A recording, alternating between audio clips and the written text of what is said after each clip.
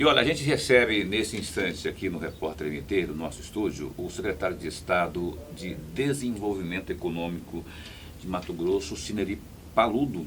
O Cineri veio trazer as informações, as novidades da Secretaria em meio aí a essa onda, nessa conversa toda que tem havido aí no âmbito legislativo, onde existe inclusive instalada a CPI da sonegação fiscal, onde se fala muito em incentivos fiscais. A gente vai estar abordando esse e outros assuntos, como os EPS de Cáceres, não é?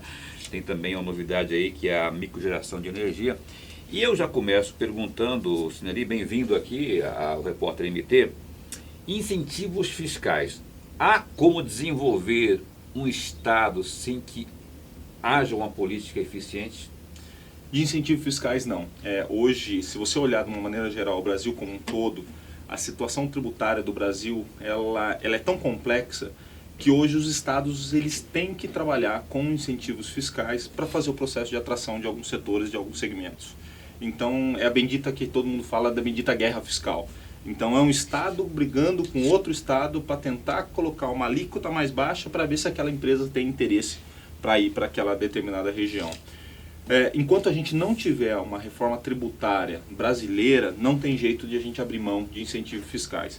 Ainda mais no estado de Mato Grosso, que é um estado que tem uma população pequena, ou seja, não tem um grande centro consumidor. E também distante, né, dos principais portos aí. Então, assim, o nosso entendimento é que assim, a gente tem que ter uma política assim, de incentivo fiscal. Agora, essa política tem que ser inteligente. Você não pode, por exemplo, ter uma política ampla e abrangente. A gente está defendendo, e aí a gente tem minutado no nosso plano, né, de saneamento até dos próprios incentivos fiscais, do bendito PRODEIC, né, que ele tem que ser setorial. Ele não pode ser amplo e restrito para toda e qualquer empresa, seja de comércio, seja de transporte, seja de serviço. Não. A gente tem que ter o seu plano seguinte: vamos ter incentivos fiscais? Vamos. Para qual setor? Então tá, é para o setor da indústria. Então tá, é para o setor da indústria. Né? Setorizados e com regras de monitoramento e avaliação muito bem claras. Até para você saber se aquele incentivo que está dando faz sentido você continuar dando ou não. Né? Nesse primeiro ano, nesse primeiro período, na verdade, né, 10 meses de gestão do Pedro Taques, governador, já tem lançado mão dessa guerra fiscal, dessa política de atração de empresas, onde haja a livre concorrência, para que se dispute essa empresa, para que se ofereça condições que ela venha? Sim, a gente tem trabalhado muito forte no que a gente fala de ambiente de negócio, né? O primeiro trabalho que a gente está tentando fazer, e a gente já conseguiu alguns resultados, é na revisão de algumas legislações e de algumas políticas aqui. Uma delas é o caso do PRODEIC. Então a gente está fazendo, por exemplo, o saneamento do PRODEIC. Hoje, dentro do PRODEIC, você tem 829 empresas. Tá? Das 829 empresas, a gente já notificou 334 empresas e a gente já enquadrou 52 e até o final do ano a gente vai desenquadrar mais umas 60 empresas que estão dentro do processo.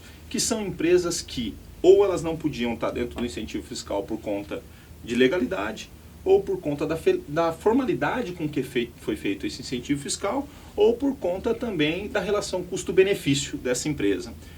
Por que a gente está fazendo isso? Porque automaticamente, ao você desenquadrar essa empresa, você sobra mais orçamento, sobra mais recursos para a gente fazer as políticas para quem de fato está precisando. Vamos aos números então. São quantas empresas que estão passando por esse processo de reavaliação?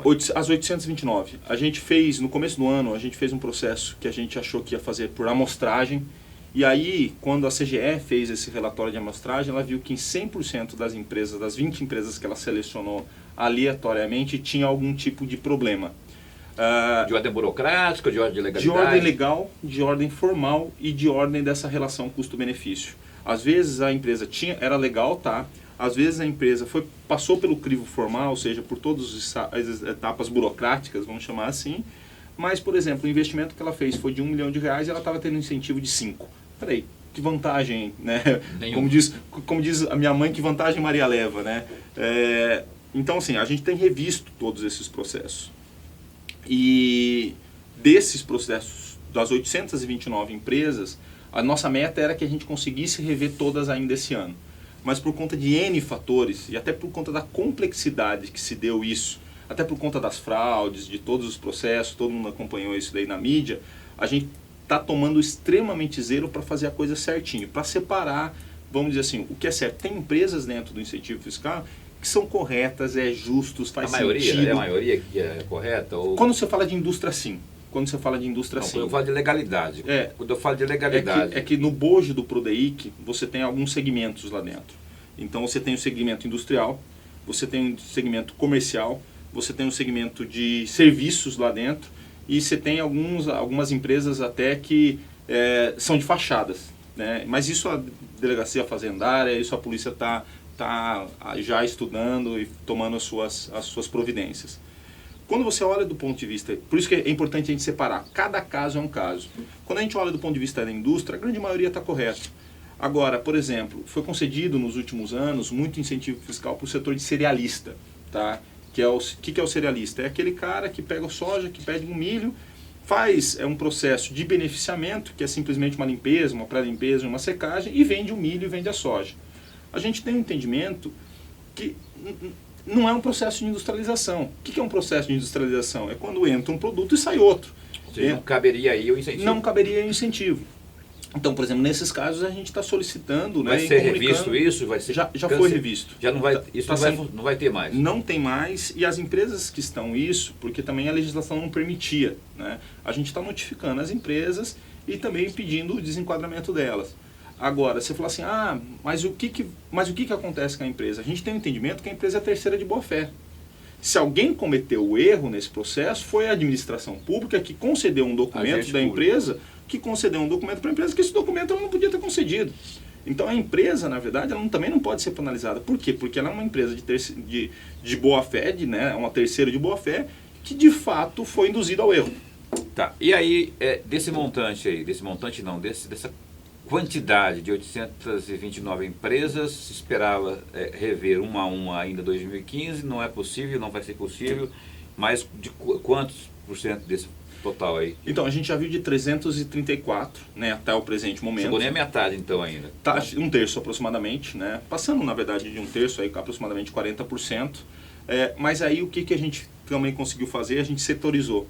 Então a gente foi para os setores mais, vamos dizer assim, problemáticos, tá? E quais são? Qual é o setor mais problemático? Comércio, a gente pegou o setor de comércio, a gente viu, por exemplo, não sei se você acompanhou no começo do ano, a gente viu a questão de frigoríficos, né? Onde, o que você tinha no setor de frigoríficos? Você tinha frigorífico que estava com 0% de alíquota, frigorífico que estava com 1%, frigorífico que estava com 1,8%, frigorífico que estava com 3,5%.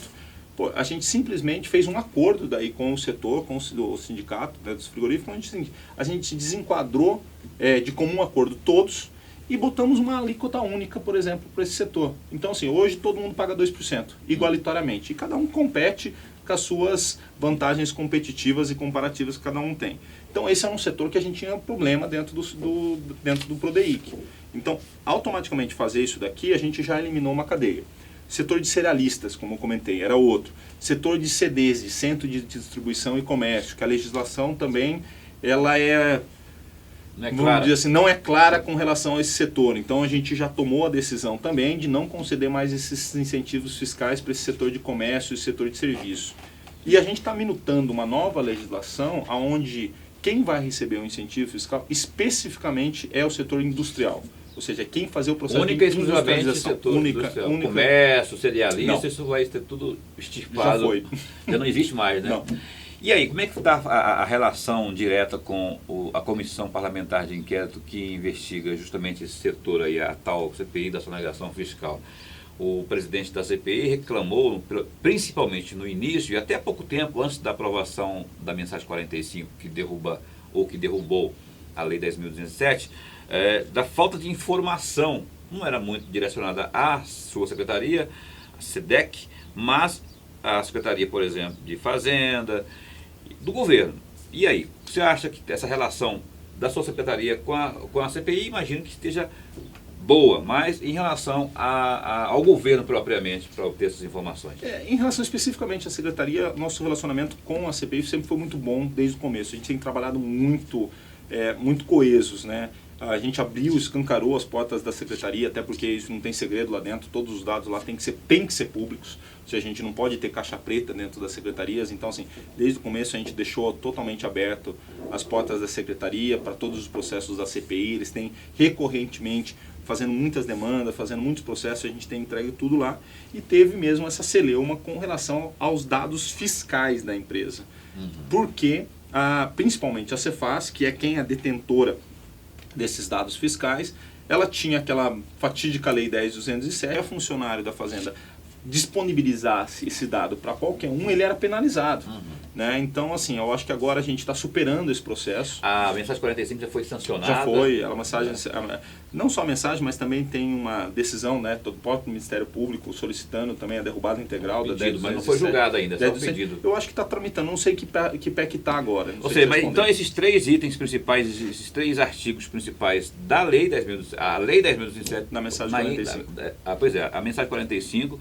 ela não vetou a lei por completo, não é? A mensagem 45 não, ela tira 3 grandes artigos lá dentro, que são os artigos principais que davam toda essa blindagem, essa rompagem e segurava não só a CPI, como também o Estado.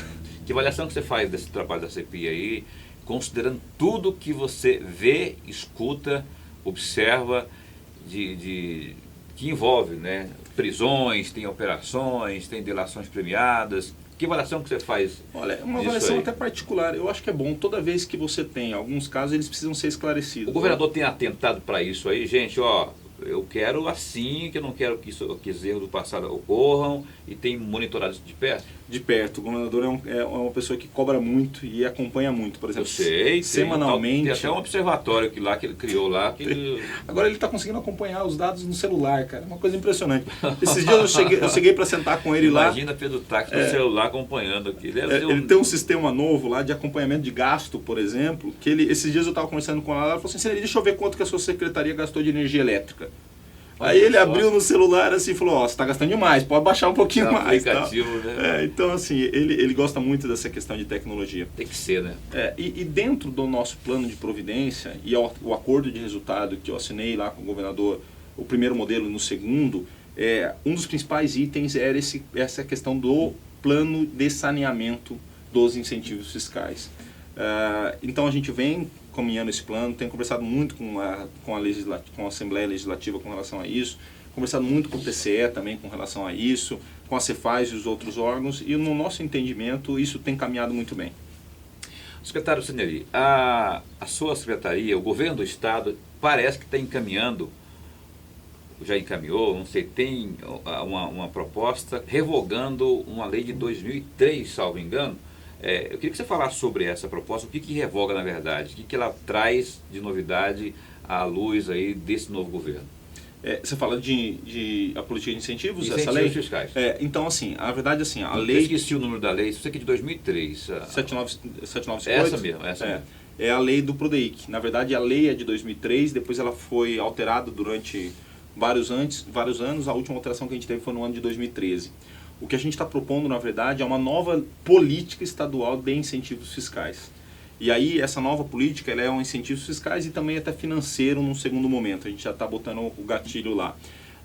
Então, é o seguinte, essa nova, na verdade, legislação, que a gente está chamando de Lei Investe Indústria, vai substituir o atual PRODEIC.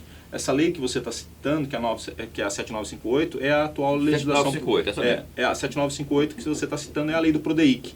Então, o que a gente está fazendo? A gente entende que, apesar das falhas que aconteceram procedimentais, a própria Lei 7958, ela teve o seu papel, foi importante lá atrás, mas ela também, esse modelo está desgastado. A gente precisa de um novo modelo. Ele está ultrapassado e ela tem muitas brechas. O que tem que ser atualizado ali? Por exemplo, vou te dar um exemplo que a gente está mudando. Tá? Hoje, a empresa, para ela ter um incentivo fiscal, tá? Ela precisa, por exemplo, fazer trabalho social, ela precisa fazer trabalho ambiental, ela precisa ter participação de lucros e resultado. Ela tem uma série que são obrigatórias. São quantos itens, você sabe? Não? São aproximadamente uns 12 itens, tá? Que são obrigatórios. Geração de emprego e renda. Geração de emprego e renda, tudo. A gente está invertendo a lógica. É assim, eu não posso simplesmente obrigar a empresa a fazer isso. O que a gente está fazendo é bônus. Tá? Eu falo assim, olha, empresa, se você fizer um trabalho social, você vai ter um incentivo.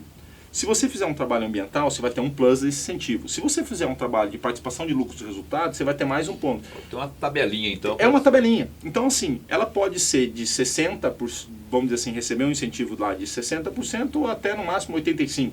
Então, assim, isso ajusta baseado no que ela fizer. Quanto mais ela fizer, ou seja, quase meritocracia. Quanto mais ela fizer, mais incentivo ela tem. Por exemplo, todo mundo, né? E outra coisa, por exemplo, é o seguinte, uma das falhas que eu entendo que aconteceu dentro do Prodeic é que a ideia do antigo Prodeic era desenvolver o Estado regionalmente, né? E isso não aconteceu. Se você olhar hoje, 90% das empresas estão ou em Cuiabá, ou em Várzea Grande, ou em Rondonópolis, ou em Lucas, peraí, e outros municípios? Então o que a gente está botando nessa nova lei é o seguinte, se ele for para um município de DH baixo, ele vai ter um incentivo maior, por exemplo, do que ele está se instalando em Cuiabá. Ou seja, eu não estou obrigando ela, eu não vou falar para a empresa, venha se instalar em Cuiabá ou venha se instalar em Nortelândia. Mas a empresa que estiver se instalando em Nortelândia vai ter um incentivo maior. E ela vai ter que analisar a viabilidade do segmento dela. Aí a empresa toma a decisão. É o problema dela, a avaliação, uma autoavaliação dela. A gente cria as regras do jogo. Fala assim, essa daqui é as regras. Você toma a decisão. Cada um pode se interessar. De repente, isso aqui me interessa, Nortelândia me interessa, Joara me interessa. Agora, a gente tem que ter essa discrepância. Muito se fala sobre isonomia. Fala o seguinte, a empresa que está se instalada do mesmo segmento, vamos soprar uma metalúrgica, estou dando um exemplo aqui. A empresa que tiver uma metalúrgica, uma indústria aqui em Cuiabá, tem que ter o mesmo incentivo fiscal do que a empresa que está lá em Aripuanã. A gente não defende isso, muito pelo contrário. Tudo bem que no mesmo setor, só que os custos lá, em Aripuanã é muito maior do que aqui em Cuiabá. Então ela tem que ser incentivada maior. Sim. Porque senão ela nunca vai para lá. Né? Então, assim, só que a gente monta essa regra do jogo. Quem define isso é a empresa. Tá. E eu vou perguntar também um dado que é no mínimo polêmico, secretário Cineri, que é em relação ao conselho, tal do CEDEM. Esse conselho, a formatação dele tem, pelo menos recentemente, sido muito questionado no âmbito da CPI, por exemplo, né? Quem é que compõe o conselho? Quais são as entidades? Uma fala do Zé Carlos do Pátio recente aí, que é a raposa cuidando do galinheiro, quer dizer, são os próprios, em benefícios próprios. Eu queria que você explicasse se na gestão do governador Pedro Taques, governador Pedro Taques, se isso está sendo revisto, se tem como interferir, já que o conselho é formado por entidades, não é? Interferir para que não haja este tipo de problema que houve aí, culminando inclusive com operações e prisões. Assim, na nossa visão, o conselho é fundamental. Ele tem que acontecer. Só que o conselho ele tem que ser, vamos dizer assim, paritário. Você tem que ter o número de empresas, número de entidades do setor privado lá dentro e o número de entidades também do setor público. Ou seja, você tem que ter uma paridade. E o voto de Minerva automaticamente também tem que ser do governo. Então, assim, o problema não é o conselho, sim, mas assim a forma como o conselho vem sendo trabalhado. Muitos dos incentivos fiscais que foram concedidos pelo passado nem passou pelo conselho. Pois é, mas tem como o governo interferir nessa forma que o conselho tem Não trabalhado? só tem como deve. É a obrigação do governo. Então, por exemplo, é o seguinte, legalmente o governo pode? Não só pode como deve. Então, por exemplo, o que a gente tem feito para melhorar o trabalho do conselho? Primeiro, 3 coisas. Primeiro, a gente tem cobrado essa questão de paridade, ou seja, você ter membros do setor público balancear, entendeu? Para não ter isso, para não ter esse, vamos dizer assim, esse desarranjo, tá? Segundo, tudo que tem ido para o conselho, a gente tem colocado com extrema transparência. Então, colocando todos os processos, colocando todas as análises, colocando os relatórios dentro da secretaria, colocando todos os processos. E por que o conselho é importante? Porque é o seguinte, quando você olha do ponto de vista de gestão, né, seja pública ou seja privada, você tem os 3 grandes ambientes. O primeiro é no nível estratégico. O que é um nível estratégico? O nível estratégico é lá o governador, é a estratégia macro do Estado, é o plano de governo, são os programas, isso é estratégico. Você tem um nível tático. O que é um nível tático? O nível tático é a segunda peneira. É onde o estratégico começa a se desdobrar para ir para o operacional. Quando você tem isso, é importante você conversar com a sociedade civil organizada. Porque às vezes, mesmo você definindo a estratégia do que precisa fazer, esse filtro ele precisa acontecer para falar o como precisa fazer. E aí você tem que estar escutando a sociedade civil organizada. Sim. E aí você vem para o terceiro processo, que é o processo operacional, que isso é dentro da Secretaria única exclusivamente. Quem tem que operacionalizar a estratégia e a tática é a Secretaria. Então, muitas das coisas que aconteceram dentro do CEDEM era que se confundia o tático com o operacional. O operacional não pode ser do conselho. Se confundia não se confundia de forma casual, era, pelo que se percebe, pelo que se levantou, havia má fé mesmo.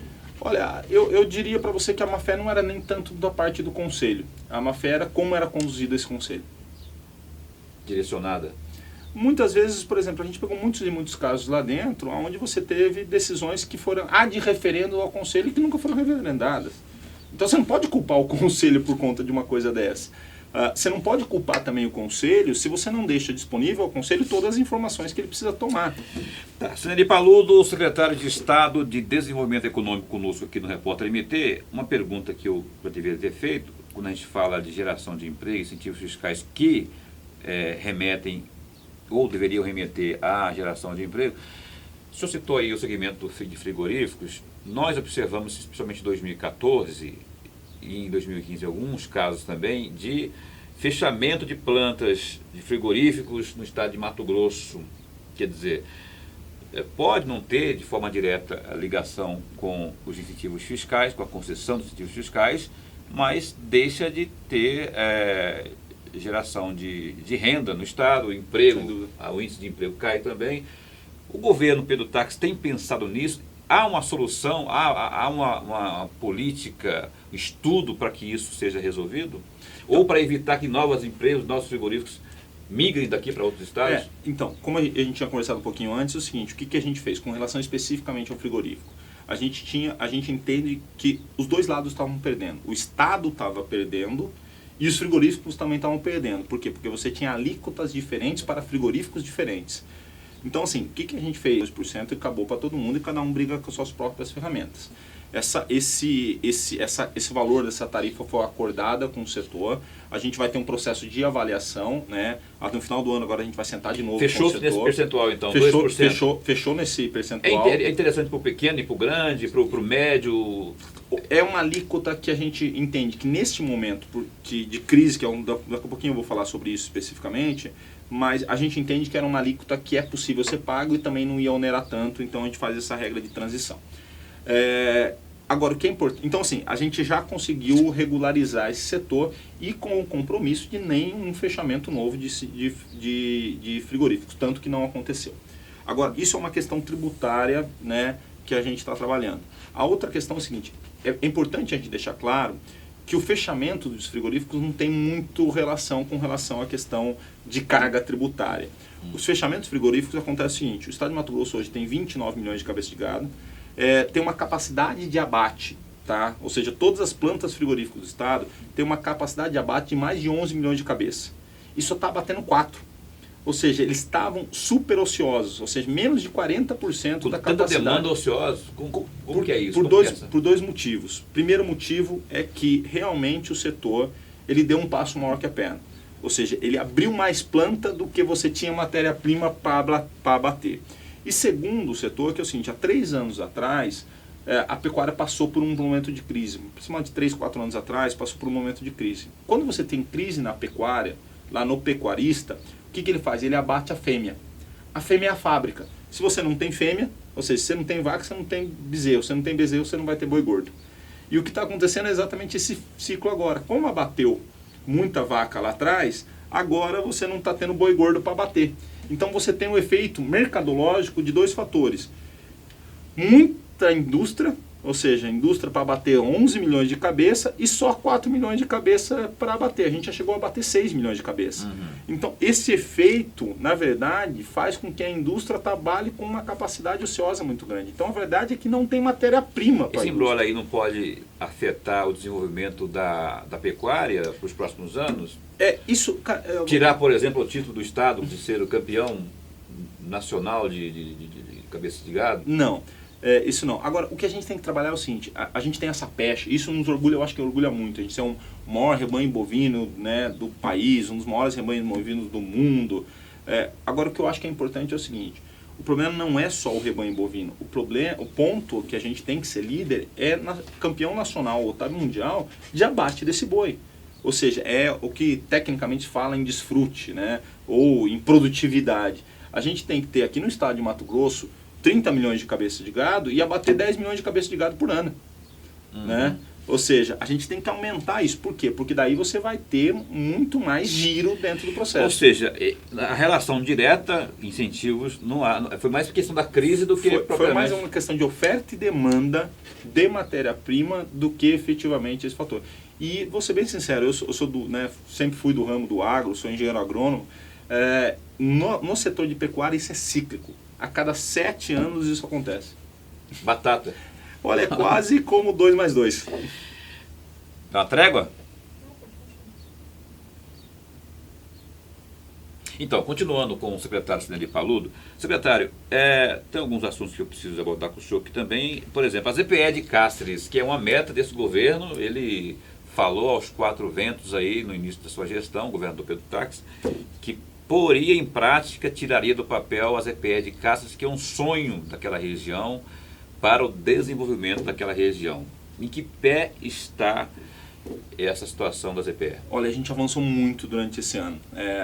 Estava no plano do governo, né? Ou seja, você ter a ZPE como uma mola propulsora do desenvolvimento econômico daquela região oeste, até com uma estratégia de a gente voltar um pouquinho dos olhos para os países andinos, né? Para os países aí, Bolívia, Chile, Peru e tudo mais, que tem lá, como diz o governador Pedro Traco, 80 milhões de almas consumidoras que a gente não está olhando. Então, isso está dentro do plano do governo, está dentro do meu acordo de resultado e a gente avançou muito esse ano. Primeiro que é o seguinte, a gente ia perder a ZPE, tá? Então, a ZPE tinha um prazo de validade. Estava já aos 47 do segundo tempo. Então, a gente tem que fazer um trabalho muito forte, técnico e político. Não existe mais esse risco, não existe mais esse não risco. Existe mais. A gente estava correndo um risco técnico e político de perder a ZPE esse ano. Então a gente teve que fazer um trabalho técnico e político dentro do Ministério do Desenvolvimento, Indústria e Comércio para autorizar a gente ganhar mais um fôlego para até o ano que vem. Isso teve que juntar documentação, teve que correr atrás, a gente teve que fazer um trabalho muito forte lá dentro de técnico político de ganhar mais esse prazo. Então a gente passou quase 6 meses negociando isso com o Ministério. Porque o Ministério falou, vocês vão perder o prazo, vai perder o prazo, então a gente teve que fazer um trabalho quase burocrático mesmo, intenso lá. O segundo ponto é o seguinte, a gente conseguiu também revisar todo o projeto executivo da ZPE. Tinha um projeto executivo, mas esse projeto executivo teve que ser revisado. Né? Então a gente reviu esse projeto executivo, ou seja, da obra. Né? Uhum. E faltava os projetos complementares, do qual a Prefeitura e a Câmara de Cáceres está fazendo a doação desses projetos complementares. Essa parte da Prefeitura ainda. Está praticamente finalizado. Dia 26 de novembro vai ter uma reunião onde nesta data vai ter a Assembleia da ZPE de Cáceres, onde vai ser a doação de fato. E aí, o terceiro passo que a gente conseguiu é o seguinte, orçamentariamente, a gente conseguiu também, do governo do estado, colocar no orçamento, disponibilizar no orçamento 16 milhões de reais para essa obra. A obra total ela vai ser aproximadamente uns 60 milhões de reais. Uhum. Mas 16 já estão garantidos. Do plano de 2016. Plano de 2016. Importante. Na verdade, já estavam garantidos para esse ano. Tá? Então, assim, a gente tem a expectativa, ainda esse ano, ou no mais tardar no início do ano que vem, de lançar a licitação. Tá certo. E, para encerrar aqui a nossa conversa, eu preciso que o senhor abordasse também aqui, secretário Sinelli, sobre o que vem a ser esse microgeração de energia, esse projeto que vem a ser esse...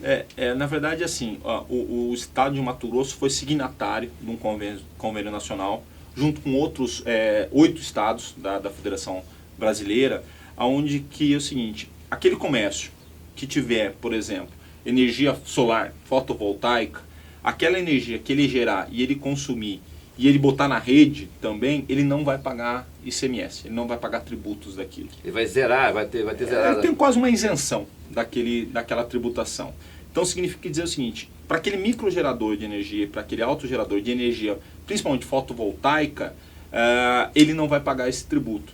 Então, assim, num estado onde o custo da energia é muito pesado, seja para o setor da indústria ou seja para o setor do comércio, significa dizer que a gente vai ter 2 grandes avanços. Uhum. Primeiro avanço, que a energia vai ficar mais barata, porque não vai ter a tributação para quem fizer disso.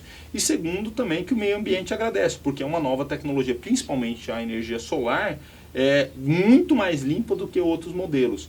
Então, isso é um grande ganho, era um pleito que principalmente as indústrias e o comércio do estado de Mato Grosso estavam vindo pleiteando há muito tempo, e a gente conseguiu convalidar agora e começa a valer a partir do 1º de janeiro de 2016. Pois bem, eu conversei aqui com o secretário de Estado aqui de Desenvolvimento Econômico de Mato Grosso. Secretário Cineri, mais alguma coisa que o senhor queira colocar nessas considerações finais aqui? A gente abordou aí o que a gente considera como os pontos mais preponderantes. Eu deixo o senhor à vontade para as suas considerações finais. Eu só queria abordar 2 pontos que eu acho que é importante. O primeiro ponto é o seguinte: esse ano também a gente fez um trabalho muito forte com as micros e pequenas empresas.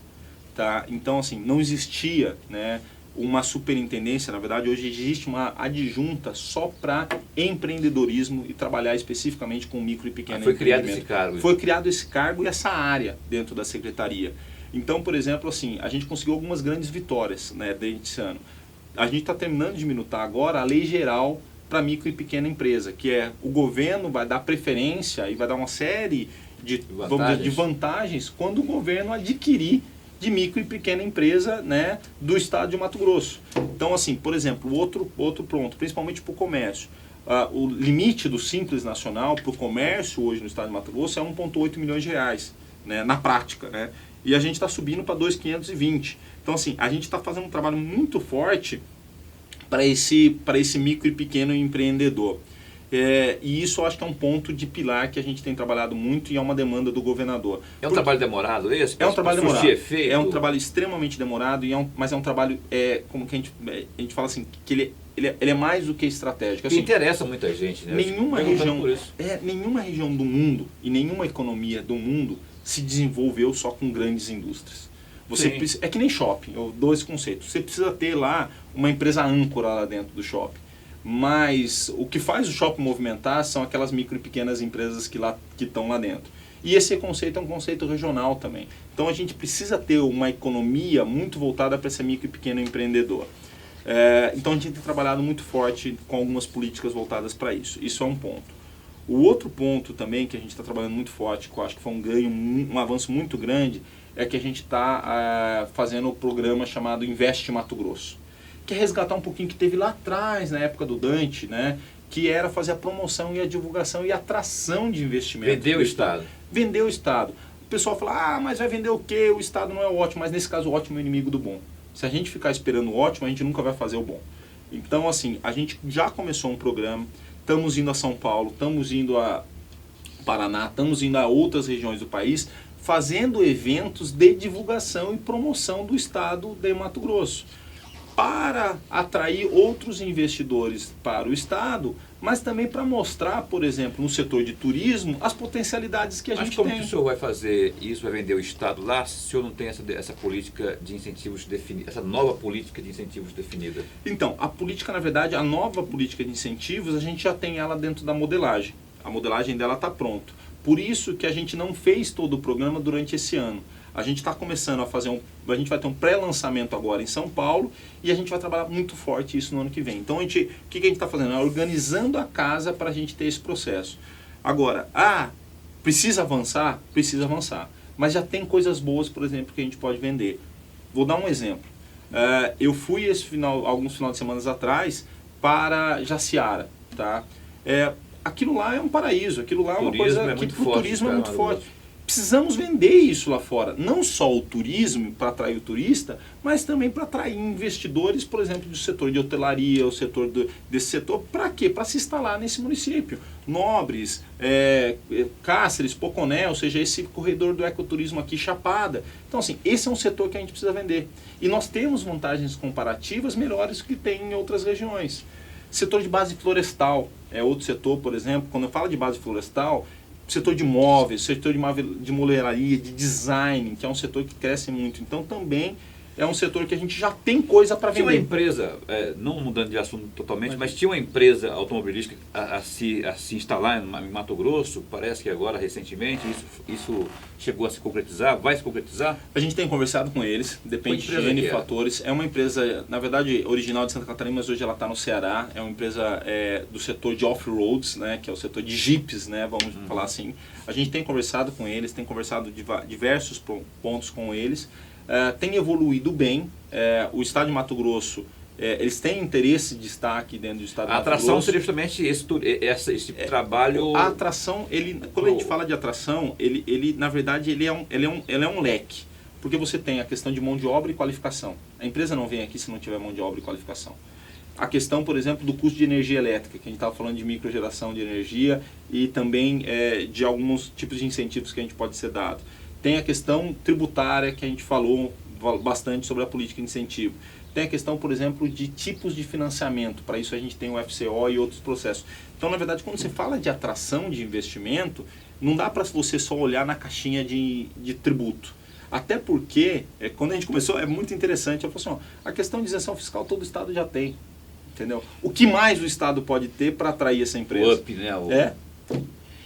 Beleza? Obrigado. Excelente. Seneri Paludo, secretário de Estado de Desenvolvimento Econômico. Logo, logo ele vai estar com a gente de novo lá no Conexão Poder, na rede TV Pantanal.